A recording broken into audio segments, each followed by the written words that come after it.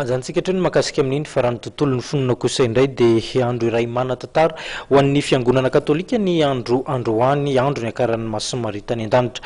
Nisy ny fanimpom-pivavahana na ny lamesa nanerana ny fiangonana katolika raha ho an'ny tetsy amin'ny Ekar Maria Manjaka tetsy 67 hectara ohatra no asiteny dia nisy ny lamesa tamin'ity andro androany ity indrondro fitaom-pivavahana ny maraina teo.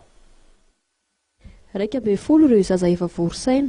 Eo ihany koa ireo zaza mbola kely nandray ny sakramentan'ny batemy androany nandritra ny fankalazana ny andro ny akaran'ny Masomaria tany an-danitra raha ho amin'ny Ekar Maria Manjaka etsy 67 hectara.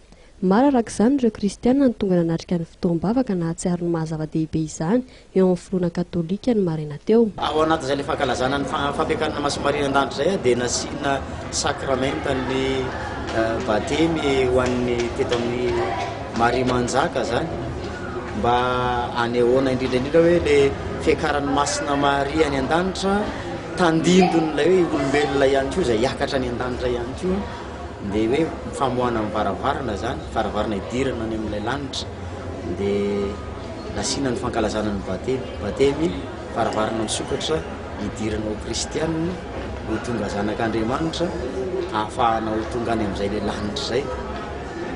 Ny fanatanterahana ny sakramentan'ny batemy raha araka ny nambaran'ny mopera Marson Georges dia varavarana iray idirana ny lanitra.